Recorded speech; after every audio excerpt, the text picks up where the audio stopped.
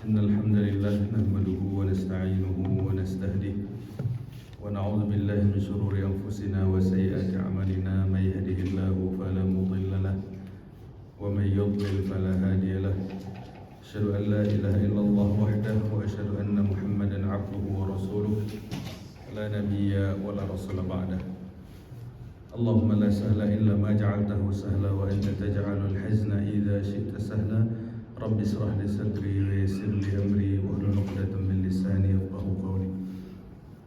Jemaah sekalian yang dirahmati Allah Subhanahu wa taala. Alhamdulillah kita bisa bertemu kembali dalam majelis ilmu kita. Mudah-mudahan Allah Subhanahu wa taala mencatat ini sebagai amal soleh bagi kita semua. Amin ya rabbal alamin. Bab yang kelima, babul muraqabah. Maksudnya adalah bab merasa selalu diawasi oleh Allah Subhanahu wa taala.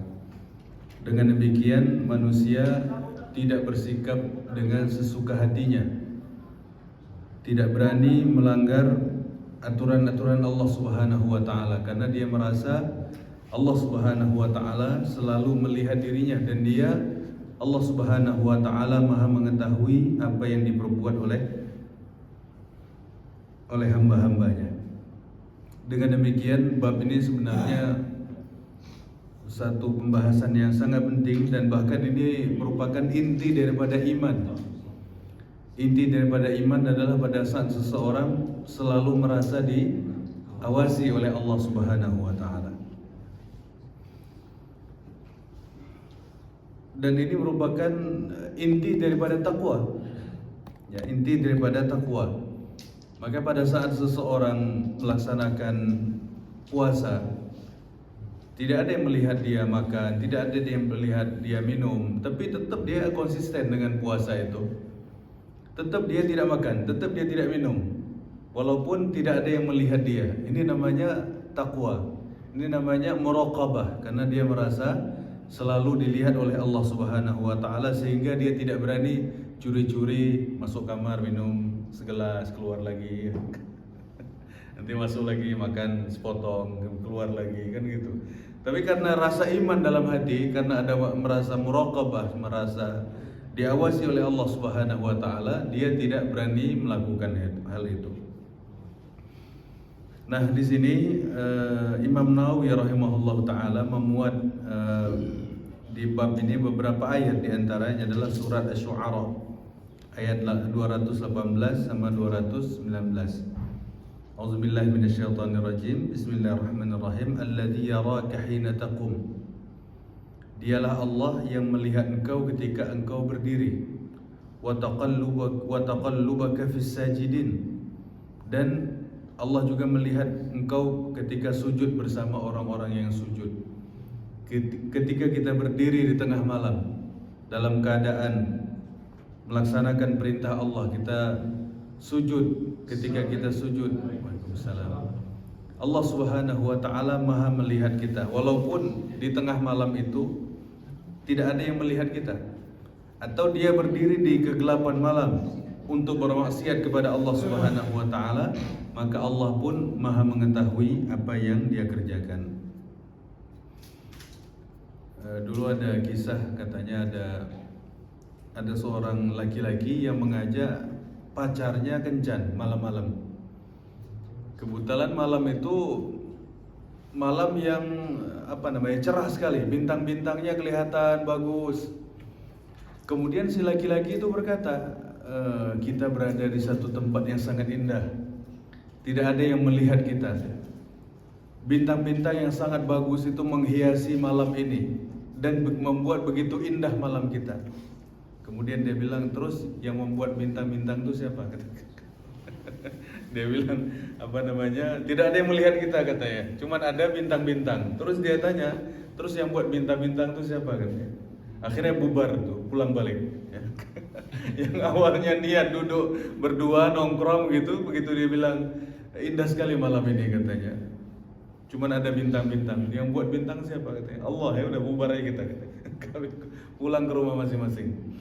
Jadi perasaan itu, rasa diawasi Allah Subhanahu wa taala itu yang sangat penting, yang membuat orang itu tidak berani bermaksiat kepada Allah, dan itu merupakan satu maqam, satu kedudukan yang tinggi di dalam agama kita ini. Nah, kemudian di dalam surat Al-Hadid ayat 4, wa huwa ma'akum aynama kuntum, dan dia Allah bersama kalian dimanapun kalian berada. Allah Subhanahu wa ta'ala maha mengetahui apapun yang kita kerjakan dimanapun kita berada. Kemudian surat Ali Imran ayat 5, innallaha la yakhfa alaihi syai'un fil ardi wala fis sama.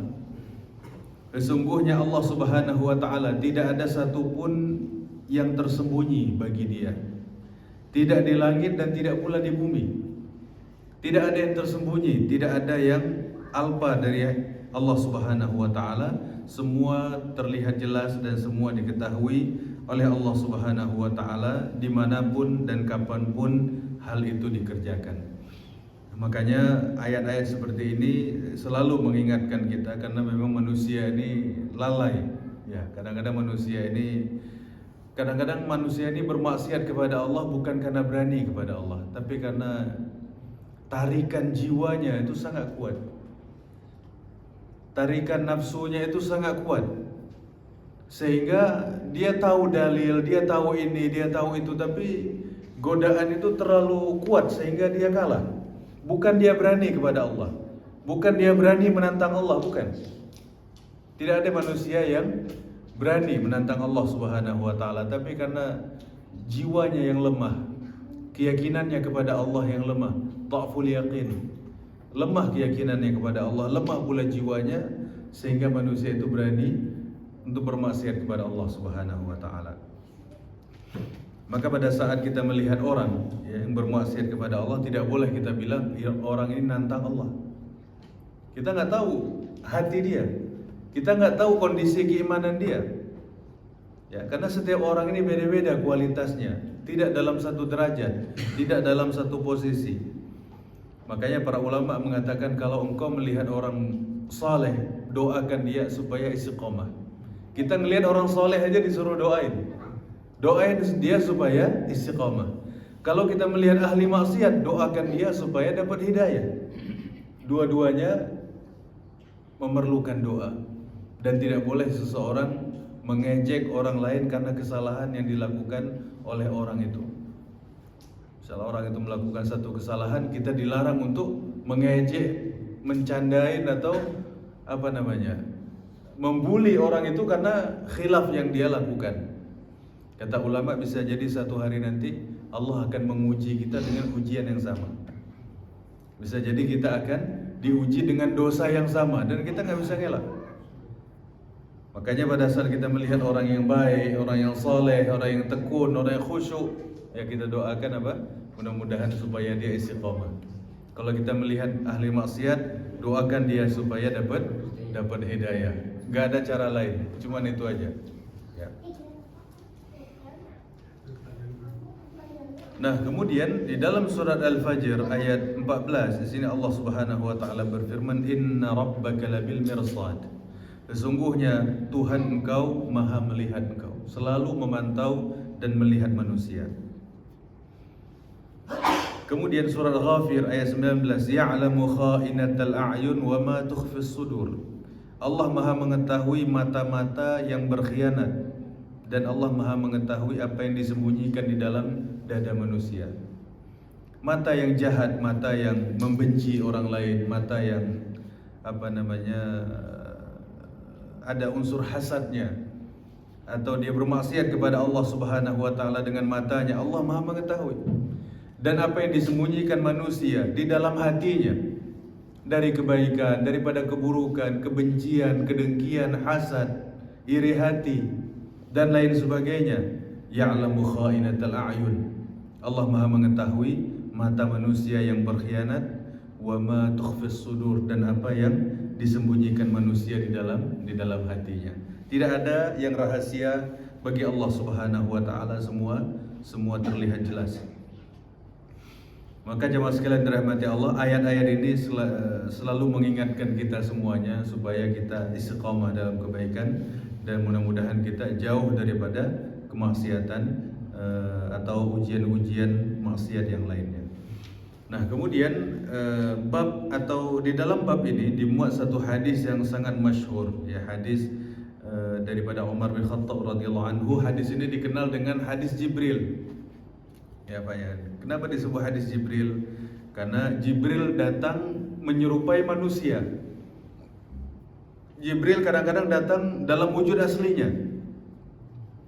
Ya, seperti yang Rasulullah SAW lihat ketika beliau keluar dari Gua Hira, yang mana beliau menjauhi masyarakatnya, memikirkan keadaan dunia, memikirkan keadaan masyarakat, memikirkan kondisi diri beliau, ya, di Gua Hira itu.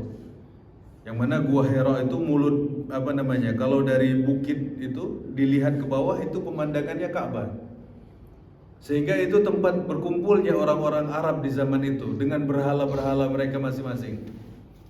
Ya, di sekitar Ka'bah ada 360 berhala zaman itu. Kemudian di Sofa ada, di Marwah juga ada, di dalam Ka'bahnya sendiri pun ada. Rasulullah melihat orang-orang ini pada ngapain? Berhala itu mereka buat sendiri, mereka pahat sendiri, mereka minyakin sendiri, mereka urus sendiri, disembah lagi. Gimana cara orang ini? Kemudian orang yang kecil, orang yang dhaif itu selalu menjadi tertindas.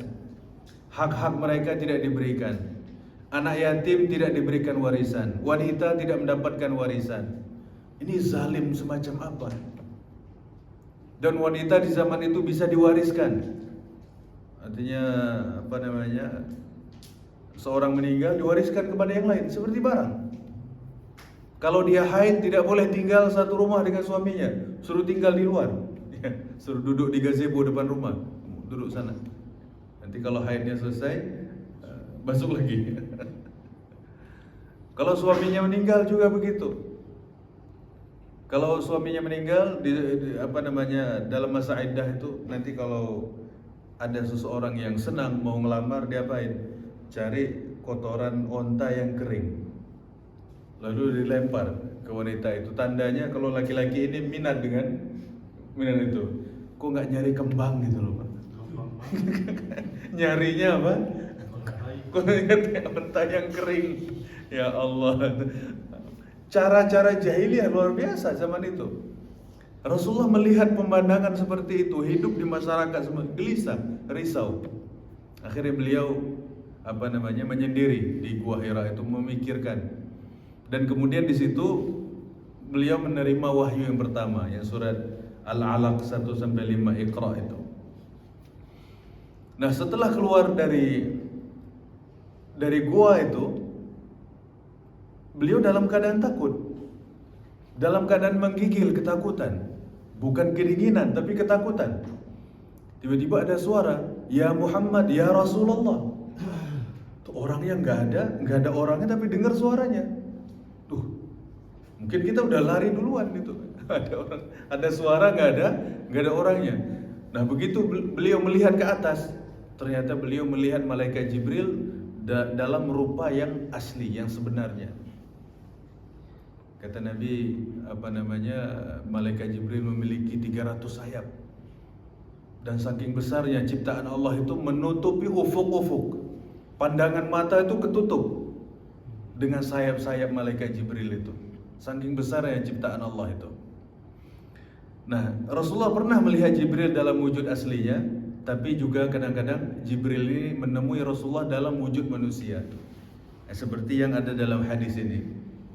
Jibril datang dalam wujud manusia, rambutnya bersih, ya, rambutnya hitam, bajunya putih bersih, ya. Kemudian penampilannya itu sangat bagus, rapi. Tapi herannya, kata para sahabat, tidak ada seorang pun yang kenal dengan dia. Tapi juga tidak terlihat pada orang ini bekas-bekas kalau dia ini musafir. Musafir ini debu, di bajunya debu, nggak sempat sisir rambut, ya, zaman dulu. Kemudian kelihatan orang kelelahan. Harusnya kalau dia musafir kelihatan bekas safar. Kalau dia bukan musafir, harusnya masyarakat pasti kenal. Tapi ini nggak ada yang kenal, tidak juga musafir. Sampai orang itu duduk tepat di hadapan Nabi, sehingga saking dekatnya sampai lutut Nabi bertemu dengan lutut dia, saking dekatnya. Lalu pada saat itu orang ini bertanya, "Ya Muhammad, akhbirni 'anil Islam." Wahai Muhammad, kasih tahu Islam itu apa sih? Nah, Nabi Muhammad ketika ditanya Islam, beliau jawabnya rukun Islam. Ya, Islam itu ya engkau bersaksi tidak ada Tuhan selain Allah, Muhammad Rasulullah, engkau sholat, engkau puasa, engkau haji, ya, engkau zakat, itulah Islam. Kemudian kasih tahu, kemudian setelah Rasulullah menjawab itu, orang ini berkata, "Shadaqta, jawaban kamu betul," katanya. Ya. Dia yang nanya, dia pula yang membetulkan. Kata sahabat, sungguh aneh orang ini. Kayaknya menguji. Dia yang nanya, dia pula yang membenarkan. Kemudian setelah itu ditanya lagi, kalau begitu iman itu apa? Karena yang ditanya iman, Rasulullah menjawab rukun iman. Iman itu ya engkau beriman kepada Allah, kepada kitab-kitabnya, kepada malaikatnya, kepada hari akhir, kepada qadanya, kepada takdir baik dan buruknya. Itulah iman. Tanya tentang iman, Rasulullah menjawabnya rukun iman. Kemudian setelah itu ditanya lagi, setelah dijawab rukun iman itu, kata orang ini, "Shadaqta, jawaban kamu betul," katanya. Tambah heran, 2 kali udah orang ini bilang jawaban kamu benar. Kemudian yang ketiga, orang ini bertanya, "Fa akhbirni 'anil ihsan." Kalau begitu kasih tahu saya apa itu ihsan. Kata Nabi, "Al-ihsan an ta'budallaha ka'annaka tarah." Engkau menyembah Allah seakan-akan engkau melihat Allah. Seakan-akan ketika engkau sholat, seakan-akan engkau berada di hadapan Allah. Makanya sebagian seperti Zainal Abidin, kalau tidak salah saya, salah satu cucu Nabi, cicitnya Nabi, itu kalau berwudu itu wajahnya pucat, berubah wajahnya pucat. Ditanya orang, "Kenapa kamu setiap wudu kayak gini?" Dia bilang, "Kamu tahu nggak kita mau berdiri di hadapan siapa?" Jadi perasaannya itu betul-betul seakan-akan Allah itu wujud di hadapan dia. Dia betul-betul dalam keadaan takut, dalam keadaan khusyuk, betul-betul ka'annaka tarah, seakan-akan engkau melihat Allah. Orang nggak bisa lihat Allah, tapi dia merasa seakan-akan dia berdiri di hadapan Allah. Ini kondisi muraqabah, merasa diri di hadapan Allah Subhanahu wa taala. Ini level yang pertama.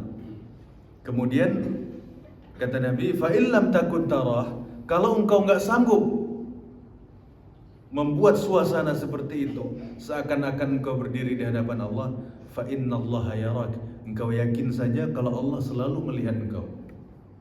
Nah, kata-kata inilah yang sesuai dengan bab ini. Yakinlah bahwasanya Allah itu selalu melihat engkau. Nah, kemudian fa akhbirni 'anis sa'ah. Kasih tahu aku apa hari kiamat itu. Tentang hari kiamat itu. Kata Nabi, engkau dan aku sama-sama tidak tahu soal ini. Ya. Jadi cuman bahasa Rasulullah, "Mal mas'ulu anha bi'a'lama minas sa'il." Yang ditanya tidak lebih tahu daripada yang bertanya. Kata Nabi begitu. Ya, yang ditanya aku ini, yang engkau tanya tidak lebih tahu daripada yang bertanya. Artinya sama-sama kita nggak tahu soal itu. Nah, kemudian fa akhbirni an amaratiha. Kalau gitu kasih tahu aja ininya, ciri-cirinya, tanda-tandanya. Kata Nabi, "Antalidal amatu rabbataha." Engkau melihat seorang budak melahirkan tuannya. Dia budak tapi melahirkan tuan. Ada yang mengatakan di penafsiran hadis ini, ada yang mengatakan di akhir zaman saking banyaknya budak, karena banyaknya terjadi perang, akhirnya budak ini dinikahi oleh tuannya. Statusnya ini budak, tapi kalau sudah dinikahi sama tuannya, maka budak ini melahirkan anak, anaknya ikut nasab bapaknya. Dia jadi raja, sedangkan budak ini tetap budak. Penafsiran seperti itu kata ulama. Ada juga yang mengatakan ini adalah perilaku anak-anak durhaka, yang dia anak tapi nyuruh-nyuruh bapak ibunya, ya suruh sapu lantai, ya suruh setrika baju, ya pak ya, suruh cuci, suruh macam-macam. Jadi anak di akhir zaman ini terlalu berani dengan orang tua. Ya, begitu dia kecil orang tuanya cari nafkah untuk dia. Dia sekolah dibiayain juga. Dia nikah dibiayain juga. Punya anak disuruh pula suruh urus anaknya. Kapan bapaknya istirahat? Kapan neneknya bisa istirahat? Kan gitu pak ya. Dia bilang kalau kerja anak titip sama neneknya aja. Loh, neneknya loh dari kita bayi dia urus sampai kita berkeluarga, sampai kita beranak pula anak kita dia diurus pula sama neneknya. Katanya neneknya senang. Iya senang, tapi kan nggak tiap hari. Sekali-sekali kan gitu pak ya, akhir pekan oke lah. Neneknya apa? Ngelihat cucunya senang menimbang. Kok tiap hari? Kapan neneknya istirahat? Nah, ini kasihan. Makanya di sini disebutkan antalidal amatu rabbataha. Seorang wanita melahirkan tuannya, seorang budak melahirkan tuannya. Kemudian wa antaral hufatal uratal 'alah ri'a asya' yatatawwaluna fil bunyan. Engkau melihat seorang yang telanjang kaki, enggak punya sandal. Kemudian mereka ini enggak punya baju, bertelanjang kaki, kemudian mereka ini pengembala kambing. Tapi mereka ini adalah berlomba-lomba untuk membangun bangunan yang tinggi.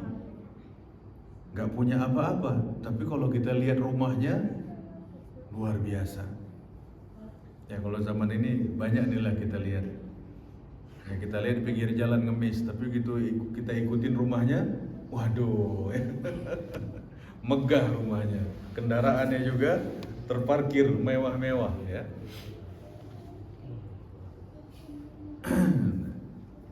Ada juga ulama yang mengatakan, lihat Jazirah Arab, dulu mereka pengembala kambing, dulu mereka pengembala onta. Lihat bangunan hari ini, satu dunia bangunan dia paling tinggi. Ikan bayar. Terheran-heran kita, negeri yang tandus begitu ternyata bangunannya sangat-sangat tinggi. Nah kemudian setelah terjadi dialog yang panjang ini, summan talak, lalu orang itu pergi. Falabistu maliyan, kemudian berselang waktu yang cukup lama. Thumma qal, kemudian Rasulullah bertanya, ya Umar, atadri manis sa'il? Wahai Umar, kamu tahu nggak siapa yang bertanya itu tadi? Yang datang nanya-nanya itu tadi siapa? Qultu, kata Umar, Allah wa rasuluhu a'lam. Allah dan Rasulnya lah yang lebih tahu.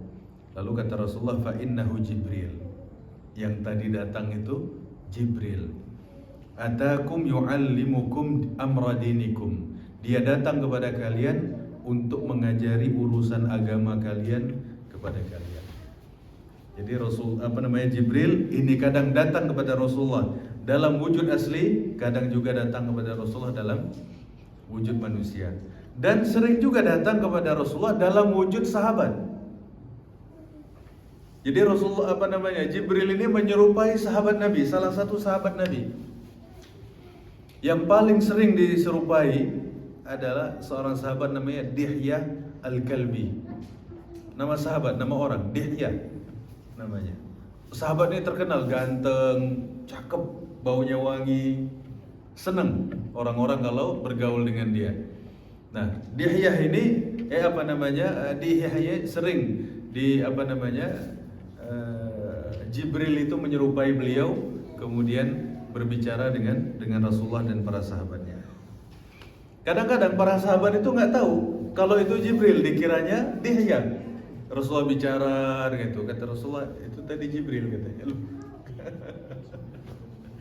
Luar biasa ya. Nah, ini hadis yang pertama tentang unsur tentang muraqabah, bahwasanya kita beribadah kepada Allah Subhanahu wa taala seakan-akan Allah di hadapan kita, seakan-akan kita melihat Allah. Kalau tidak, maka Allah melihat kita. Nah, kemudian yang kedua, hadis yang sangat masyhur pula, hadis daripada Muaz bin Jabal. Rasulullah sallallahu alaihi wasallam bersabda, "Ittaqillaha haitsu ma kunta." Bertakwalah engkau di mana saja engkau berada. Engkau di pasar, engkau di kantor, engkau sebagai pejabat, engkau di jalan raya, ya Pak ya, dimanapun engkau berada. Bertakwalah engkau kepada Allah dimanapun engkau berada. Jadi takwa ini bukan hanya di masjid, Pak. Ya, karena banyak orang berpikir takwa ini di masjid. Begitu keluar masjid, ya urusan dunia nih katanya. Disikatnya lah semua.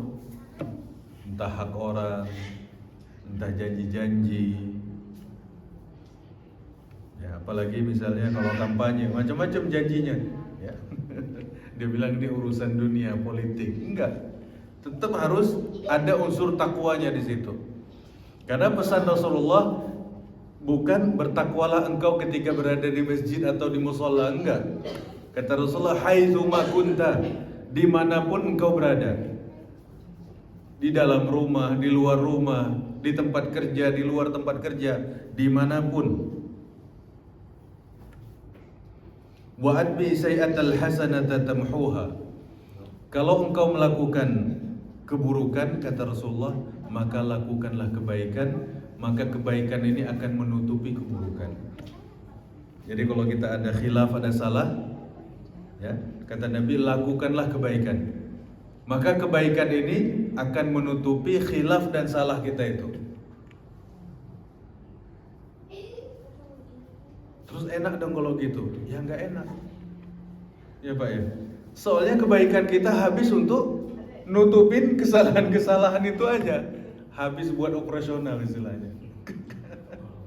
Tekor nanti akhirnya. Ya, jadi syukur-syukur ini kebaikannya surplus. Kalau ternyata malah lebih banyak dosanya gimana? Berarti nggak ketutup. Itu yang kita takutin, bahwasanya ibadah kita, sholat kita, puasa kita segala macam, jangan-jangan itu buat nutupin kesalahan toh. Syukur-syukur masih ada lebihnya Pak. Dan kita nggak tahu perhitungan itu. Itu perhitungan Rabbul Alamin yang paling tahu. Cuman kita disuruh hati-hati. Kita diingatkan oleh Rasulullah, kalau engkau melakukan satu kesalahan, lakukanlah kebaikan. Maka kebaikan itu nanti akan menutupi kesalahan-kesalahan itu. Dalam Al-Quran disebutkan, innal hasanati yudhibna sayyi'at. Sesungguhnya kebaikan-kebaikan itu menghapus keburukan-keburukan. Nah, tentu tidak semua keburukan Pak. Ya, tidak semua keburukan. Kalau cuma dosa kecil, ya, kalau cuma dosa kecil itu bisa terhapus dengan wudu, dengan sholat, dengan berjalan menuju masjid. Ya, itu bisa terhapus. Tapi kalau dosa besar tidak terhapus. Dia harus melakukan taubat nasuha, baru terhapus. Ya. Nanti jangan orang bilang gampang. Pokoknya kalau maksiat habis wudu aja. Tidak semudah itu. Itu yang dia lakukan itu apa dulu? Ya. Bahwasanya kalau itu dosa besar, maka dosa besar ini tak akan terhapus dengan sendirinya. Tapi kalau dosa kecil, secara otomatis akan terhapus dengan kebaikan-kebaikan tentunya. Wa khaliqin nasa bi khuluqin hasan, dan bergaullah dengan manusia dengan akhlak yang baik. Jadi sabda Nabi sangat singkat, ittaqillaha haitsu ma kunta, bertakwalah engkau kepada Allah dimanapun engkau berada. Kalau engkau memiliki kesalahan, lakukanlah kebaikan untuk menutupi kesalahan itu, dan bergaullah dengan orang dengan akhlak yang baik. Kata ulama, hadis yang singkat ini itu mengatur 3 hal sekaligus. Yang pertama, mengatur hubungan manusia dengan Allah. Bertakwa kepada Allah dimanapun engkau berada. Ini berarti mengatur hubungan manusia dengan Allah. Kemudian kalau engkau memiliki kesalahan, lakukanlah kebaikan supaya menutupi keburukan itu. Kata ulama, ini mengatur adab manusia dengan dirinya sendiri. Kalau tadi antara manusia dengan Allah, sekarang dengan dirinya sendiri. Kemudian yang ketiga, wa khaliqin nasa bi khuluqin hasan, dan bergaullah dengan manusia dengan akhlak yang baik. Ini mengatur hubungan manusia dengan sesama manusia. Jadi hadis yang pendek ini mengatur urusan manusia dengan Allah, manusia dengan dirinya sendiri, dan manusia dengan manusia lainnya.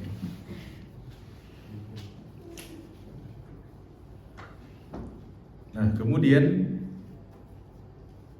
hadis yang berikutnya, hadis yang ketiga daripada bab ini, kata Ibnu Abbas, kuntu khalfan Nabi sallallahu alaihi wasallam yauman. Satu hari aku berada di belakang Nabi. Nah, Rasulullah tuh sering boncengin anak-anak muda, Pak. Sering boncengin anak-anak, lalu sambil dibonceng itu dikasih nasihat. Seperti Muaz bin Jabal, kata beliau, ya, dulu aku pernah dibonceng Rasulullah di atas keledai. Ya, kuntu radifan Nabi sallallahu alaihi wasallam ala himar. Aku pernah dibonceng Nabi di atas keledai. Yuqalu lahu Ufair. Nama keledai Rasulullah itu Ufair. Ya, Ufair. Jadi Rasulullah tuh kalau punya kendaraan dikasih nama, Pak. Bukan Piaggio ya, Pak. Piaggio. Jadi Rasulullah kasih kendaraan itu dikasih nama. Onta Rasulullah namanya Qaswa. Ya, namanya Qaswa. Qaswa itu secara harfiah artinya kuat, kokoh. Ya. Jadi kendaraan Nabi itu ada namanya. Jadi kalau tanya berangkat sama siapa? Sama Qaswa. Oh, berarti ada kawannya, ada orang. Nah, mungkin Bapak kalau ada kendaraan kasih nama, ya. Kasih nama.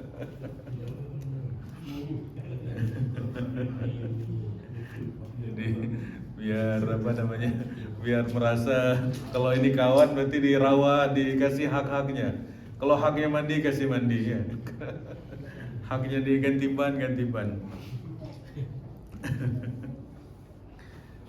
Nah, jadi ketika Rasulullah membonceng Ibnu Abbas dalam hadis ini, dan memang salah satu nasihat yang penting itu memang pada saat bawa anak-anak, kita berdua, kita nyetir sama dia, kita sambil memberikan nasihat, sambil memberikan motivasi. Ternyata begitu Rasulullah dulu. Yang beliau bonceng ini bukan anak sendiri, ya siapa-siapa, anak muda ketemu yang dekat-dekat dengan Rasulullah, kadang sepupunya, kadang orang lain, kadang sahabat-sahabat dibawa sama beliau. Nah, salah satu yang dibawa di sini adalah Ibnu Abbas. Nah, ketika dibawa oleh Rasulullah, kata Rasulullah kepada Ibnu Abbas, ya gulam, inni u'allimuka kalimat. Wahai anak, ya, nak gitu ya, nak, saya ajarin kamu beberapa kalimat. Apa yang diajarkannya? Kata Rasulullah, ihfazillaha yahfazka. Jagalah Allah, maka Allah akan menjaga engkau. Maksudnya jagalah perintah Allah seperti sholat, puasa, ya, dengan cara melaksanakannya, dan jaga larangan Allah dengan cara tidak melanggarnya, maka hadiahnya apa? Allah akan menjaga engkau. Jadi kata Nabi, ihfazillaha yahfazka. Jagalah Allah, maka Allah akan menjaga engkau. Kalau kita menjaga sholat, maka hadiahnya apa? Allah akan menjaga kita. Kalau kita menjaga perintah Allah, hadiahnya Allah akan jaga kita. Kalau kita menjaga larangan Allah supaya tidak kita langgar, Allah pun akan menjaga kita. Ini satu hadis ini dijelaskan oleh para ulama jadi satu jilid besar, Pak, tentang hadis ini. Dalam satu syarah yang ditulis oleh Ibnu Rajab Al-Hambali tentang hadis ini, diceritakan ada orang sudah sepuh, udah tua, dari kapal, ya kapal zaman dulu mungkin kapal jenis tongkang atau apa ya, kapal. Habis itu orang ini lompat ke bawah. Orang udah 90 tahun, lompat ke bawah. Orang di bawah tuh takut, jangan copot lututnya nanti, atau patah betisnya, atau patah pahanya. Ternyata dia mendarat dalam keadaan selamat, nggak masalah. Lalu orang-orang nanya, wahai Syekh, kenapa begitu kuat badanmu ini? Dia bilang, badanku ini aku jaga dari maksiat ketika waktu muda, ketika tua Allah menjaga kesehatanku. Dia bilang, waktu muda, waktu remaja aku jaga badan ini supaya tidak melakukan perbuatan maksiat, sehingga pada saat aku sudah tua ini Allah menjaga kesehatanku sehingga aku dalam keadaan sehat walafiat. Jadi kata Nabi, ihfazillaha yahfazka, jagalah Allah, nanti Allah akan menjaga engkau. Jadi sesuai dengan amalan kita. Nah, Rasulullah tidak menyebutkan nanti kamu kesana jangan lakukan ini ya, jangan lakukan ini ya, jangan enggak. Bahasa Rasulullah simple, ringkas, tapi cakupannya luar biasa. Ya, kata Rasulullah, ihfazillaha yahfazka, jagalah Allah, nanti Allah akan menjaga engkau. Maksudnya jaga perintah dan larangan. Kemudian penggalan berikutnya, ihfazillaha tajidhu tujahak, jagalah Allah, maka Allah akan berada di hadapan engkau. Maksudnya kalau engkau menjaga perintah Allah, lalu engkau laksanakan, lalu engkau menjaga larangan Allah supaya tidak engkau langgar, Allah itu berada di hadapan engkau. Kesulitan apapun yang engkau dapatkan, Allah siap menolong, memberikan pertolongan kepadamu. Jadi kata Nabi, ihfazillaha tajidhu tujahak, jagalah Allah, maka Allah akan berada di hadapanmu. Ya, kayak misalnya, ya kalau sekarang kan orang-orang hebat ada pengawalnya kan Pak. Pokoknya ada apa saja dia di sampingnya. Kalau manusia di sampingnya. Kalau Allah dalam hadis ini kata Nabi, Allah di hadapan engkau. Apapun permintaanmu, apapun kesulitan hidupmu kata Nabi, maka Allah akan memberikan pertolongan kepada kita. Ini dua kalimat ini dahsyat Pak. Jagalah Allah, Allah akan menjaga engkau. Jagalah Allah, Allah akan berada di hadapan engkau. Cuma satu yang diminta, sholat 5 waktu jaga, perintah Allah jaga, larangan Allah jaga. Allah akan menjaga kita. Makanya ada ulama itu, orang-orang soleh dulu itu yang memperbanyak sholat sunnah. Diperbanyak sholat sunnah. Tujuannya apa? Dia bilang, mudah-mudahan dengan sholat sunnah ini Allah jaga aku dan anak keturunanku. Dia bilang begitu. Kenapa begitu? Karena di dalam surat Al-Kahfi itu, ketika Nabi Khidir atau Nabi Musa yang membangun yang membangun rumah itu atau membangun tembok yang hampir rubuh itu,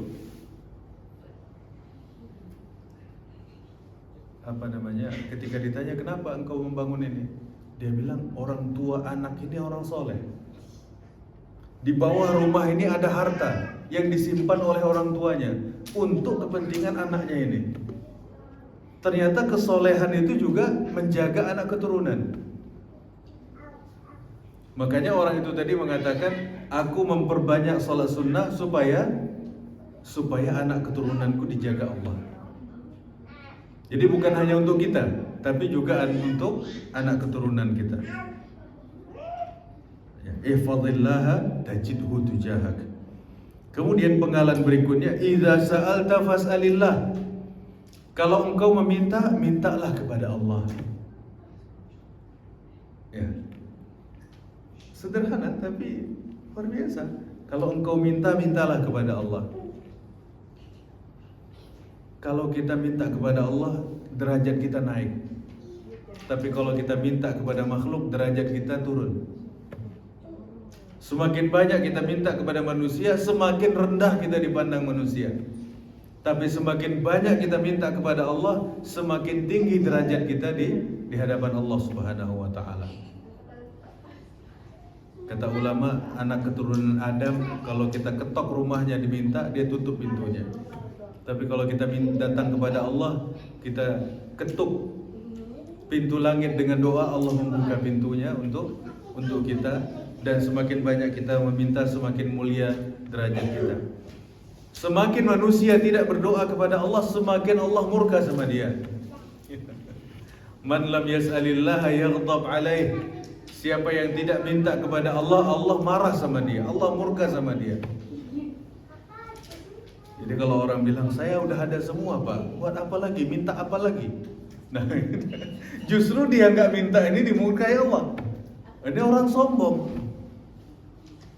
Ya, padahal Allah ini apa? Allah ini Al-Ghani, Maha Kaya, Al-Jabbar, yang Maha Perkasa, Al-Qahar, yang Maha Menundukkan. Manusia ini harus menunjukkan kefakiran dia, kebutuhan dia kepada Allah, ketergantungan dia kepada Rabbul Alamin.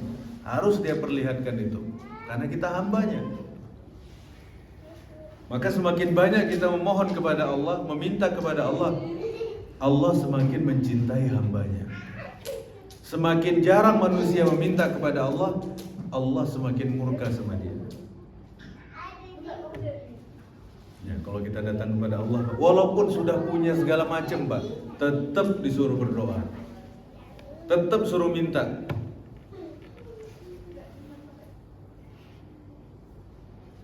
Ya, kata orang, ini orang kalau berdoa mustajab, kalau minta dikasih terus. Ya alhamdulillah. Ya, Pak. Kita perlu orang-orang yang doanya mustajab. Sa'ad bin Abi Waqqas, sahabat Nabi yang sangat terkenal itu, bertanya kepada Rasulullah, wahai Rasulullah, gimana caranya supaya doa mustajab? Kata Nabi, atib mat'amak takun mustajab da'wah. Makanlah makanan yang tayyib, maka doamu akan mustajab. Ya, suruh makan apa? Makanan yang baik, yang halal dan tayyib. Cara kerjanya, cara mendapatkan uangnya halal. Kemudian ketika membelanjakannya pun dia membelanjakan dengan cara yang halal, maka doa kita akan mustajab.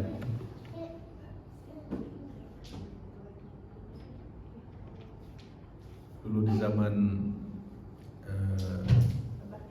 zaman tabi'in, saya lupa, kok nggak salah namanya, ada seorang tabi'in saleh yang namanya Muhammad bin Wasi'. Muhammad bin Wasi' ini orang udah sepuh, tapi setiap perang selalu minta ikut. Ya pokoknya ikut katanya. Ketika komandan ini membariskan tentara, yang pertama kali ditanya mana Muhammad bin Wasi' katanya. Orang tolak. Ada paling ujung katanya, paling ujung paling belakang. Ngapain dia? Dia lagi gini katanya. Dia lagi gini berdoa kepada Allah, munajat kepada Allah. Lalu kata komandannya apa? Satu telunjuk Muhammad bin Wasi' lebih aku sukai daripada 10.000 tentara. Ini telunjuk dahsyat ini. Kalau dia udah gini katanya, waduh, itu mustajab itu doanya. Makanya kalau dalam perang, dalam keadaan sulit, ya, kita perlu mencari orang-orang yang doanya mustajab. Makanya kalau khutbah Jumat tuh gini, ada khatib yang gini, memang sunnahnya begitu. Kau berdoa tuh begini, Allahumma ighfir lil muslimin wal muslimat, begitu. Ada begitu. Itu bukan ngajak perang, bukan, memang begitu sunnahnya. Nanti dikira orang takut jamaah itu khatib terlalu semangat, katanya enggak, memang sunnahnya begitu.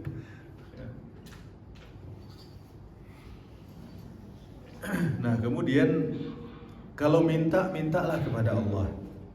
Wa idza sta'anta fasta'in billah. Kalau engkau minta tolonglah kepada Allah. Ya, kalau tadi minta sesuatu, minta kepada Allah. Kalau minta tolong juga kepada Allah. Wa'lam anna al-ummah law ijtama'at 'ala an yanfa'uka bi syai'in lam yanfa'uka illa bi syai'in qad katabahu Allahu lak. Ketahuilah, seandainya seluruh manusia ini berkumpul untuk memberikan manfaat kepada engkau tidak akan mendapatkan manfaat itu kecuali kalau manfaat itu sudah ditakdirkan Allah.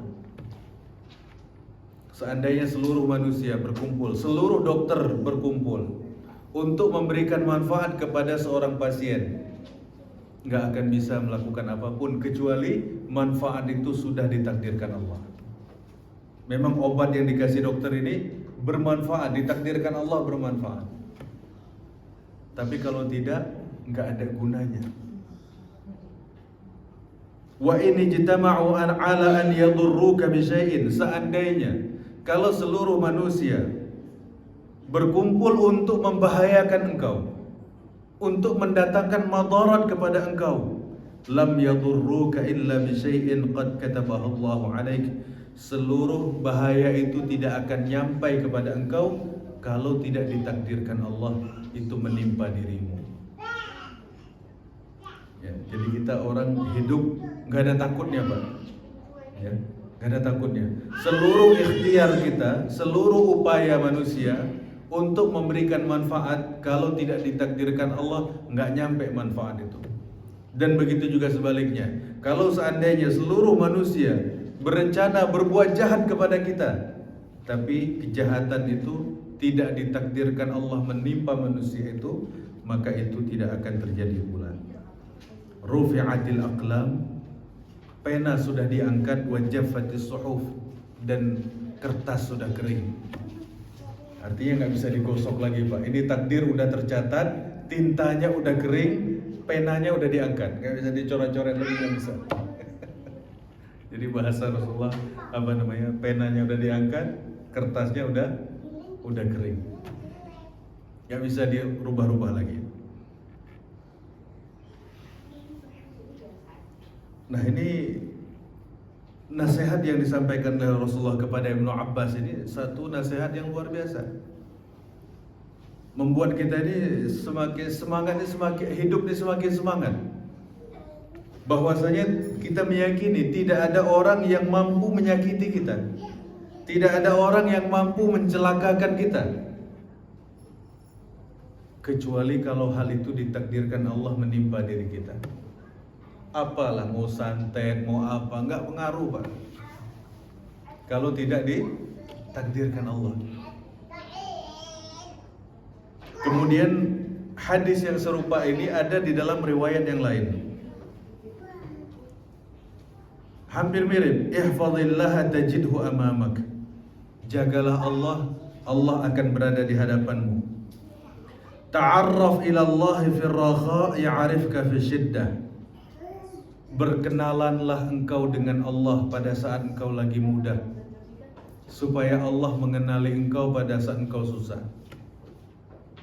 Jadi lagi mudah, Pak, lagi sehat, badan lagi sehat, duit lagi ada, rezeki lagi lapang, kita disuruh dekat sama Allah, kenalan sama Allah. Nanti kalau susah, Allah sudah kenal sama kita. Jangan nunggu susah dulu baru kenalan. Kebanyakan orang bagaimana, Pak? Udah jatuh dulu baru datang ya. Ini terbalik. Kata Nabi, jangan cara itu. Cara yang terbaik adalah pada saat kita lagi enak, lagi sehat, lagi usaha lagi bagusnya, lagi lancarnya, kerjaan, karir lagi bagus-bagusnya, di kondisi itu datanglah kepada Allah. Ta'arraf ila Allah. Ta'arraf ini secara harfiah artinya ta'aruf. Ayo kenalan sama Allah. Supaya terdengar tasbih kita, terdengar zikir kita, salawat kita, sujud kita, munajat kita, terdengar. Nanti kalau kita susah, Allah Subhanahu wa ta'ala, oh ini hambaku, dia udah sering, tapi kali ini dalam keadaan sulit. Nabi Yunus alaihissalam ketika tenggelam dan ditelan ikan itu bertasbih, La ilaha illa anta subhanak inni kuntu minaz zalimin. Apa kata malaikat? Ini suaranya populer banget. Ini suara orang ini viral. Tapi kok tempatnya nggak di tempat biasa ya? Katanya. Biasanya ini di orchid. Ini kok suaranya sekarang di tengah laut ya? Malaikat bingung. Dia bilang, sautun ma'rufun fi biladin gharib. Suara yang sangat terkenal, Suara orang ini akrab di telinga, tapi di tempat yang sangat asing.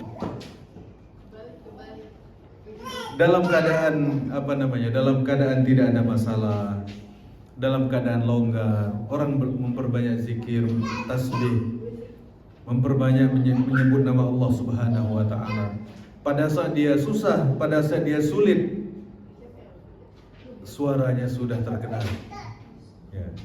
Kita lebih baik viral di langit daripada viral di dunia, Pak. Ya, daripada viral di medsos. Viral di medsos banyak motorotnya, ya. Tapi kalau viral di langit, ya, Masya Allah, itu luar biasa. Malaikat-malaikat mendoakan kita. Itu orang kalau meninggal, Pak, itu ruhnya dibawa ke atas. Malaikat yang menjemput itu sekaligus bawa kafan, sekaligus bawa minyak wangi. Kalau ruh orang dicabut itu, malaikat yang datang mencabut nyawa itu, dia sekaligus bawa kafan, sekaligus bawa minyak wangi. Lalu ruh itu tadi dikafanin dan dikasih minyak wangi, lalu diangkat ke langit. Di setiap langit itu full malaikat. Pada saat jenazah kita lewat, kata malaikat apa? Ini orang wangi sekali. Ini pasti orang ini mulia. Semoga Allah mengampuni dia, semoga Allah memberikan dia derajat yang tinggi. Setiap kita lewat itu didoain malaikat. Maka kata Nabi dalam hadis, tidak ada satu tempat pun di langit sebesar 4 jari ini kecuali sudah digunakan oleh malaikat sebagai tempat sujud.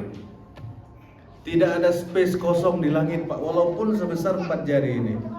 Isinya malaikat semua tempat sujud. Ya.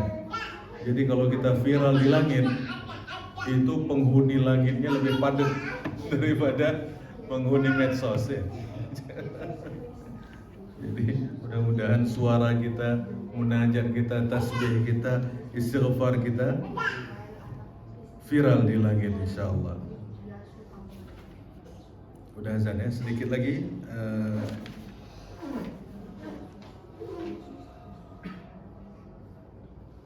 Wa'lam anna ma akhta'aka lam yakun liyusibak. Ketahuilah, sesungguhnya takdir buruk yang tidak keburukan yang tidak menimpamu itu adalah sesuatu yang tidak ditakdirkan untukmu. Ada bencana, ada musibah, ada kawan-kawan kena, kita enggak. Itu memang tidak ditakdirkan untuk kita. Makanya kata Nabi di sini, sesuatu musibah yang tidak menimpamu sesungguhnya dia tidak ditakdirkan untukmu. Wa ma asabaka lam yakun liyukhti'ak. Tapi sesuatu yang ditakdirkan untukmu pasti tidak akan meleset, pasti engkau akan dapatkan. Ya, kalau tidak ditakdirkan, Pak, enggak akan kena. Tapi kalau sudah ditakdirkan, dimanapun kita berada tetap akan kena. Wa'lam anna an-nasra ma'as sabr. Ketahuilah sesungguhnya kemenangan itu didapat dengan kesabaran. Wa annal faraja ma'al karb. Dan sesungguhnya kemudahan itu selalu datang dengan kesulitan. Kalau ada kesulitan, selalu gandengannya adalah kemudahan. Wa anna ma'al usri yusra. Dan sesungguhnya bersama kesulitan itu ada kemudahan. Jadi kalau orang dapat kesulitan, itu sebenarnya paket dari Allah, di situ langsung ada kemudahannya. Satu paket, Pak. Cuma tinggal tunggu waktunya, kapan ini paket ini datang, ya. Atau paket kemudahan itu keluar. Sebenarnya udah satu paket itu. Kesulitan plus paketnya dengan kemudahan. Ini ada beberapa hadis lagi, tapi secara umum bab muraqabah ini memberikan informasi dan memberikan kepada kita kekuatan roh yang kuat, ya. Mudah-mudahan kita diberikan oleh Allah Subhanahu wa taala sifat ini, sifat muraqabah ini, Karena banyak orang yang tersungkur itu akibat dosa yang dilakukan di dalam kesendirian. Dosa yang dilakukan secara sembunyi-sembunyi. Dosa yang dilakukan karena takut. Dosa yang dilakukan karena merasa tak diawasi Allah. Itu dosa yang menghancurkan kita. Dosa yang membuat orang hari ini kelihatan soleh, besok tersungkur. Itu karena dosa yang dikerjakan dalam kesendirian. Bukan dosa terang-terangan itu. Dan dosa itu pula yang menghilangkan kenikmatan ibadah. Dosa yang kita kerjakan sendirian. Ya kalau di zaman ini macam-macam. Main judi sendirian, ya. Dalam kamar gak ada yang tahu. Kita nonton apa gak ada yang tahu. Dosa yang kita kerjakan dalam kesendirian. Berkhalwat, menyendiri, tapi dalam berbuat maksiat. Itu yang menghancurkan manusia. Walaupun manusia gak ada yang tahu, tapi orang ini akan berubah drastis. Dari soleh banget jadi kacau banget. Itu akibat apa? Dosa khalwat. Dosa yang dikerjakan dalam keadaan sendiri. Ini yang paling berbahaya sebenarnya. Dosa yang dikerjakan terang-terangan akan banyak orang yang nasihatin kita. Tetangga, teman, sahabat, orang dekat kita kasih tahu kita. Tapi dosa yang kita kerjakan dalam kesendirian ini tak ada yang mengingatkan kita, dan itu yang paling berbahaya. Ya, mudah-mudahan Allah Subhanahu wa taala menyelamatkan kita dari dosa-dosa yang membahayakan keimanan kita. Minal alamin. Subhanakallahumma wa bihamdika asyhadu an la ilaha illa anta astaghfiruka wa atubu ilaik. Assalamualaikum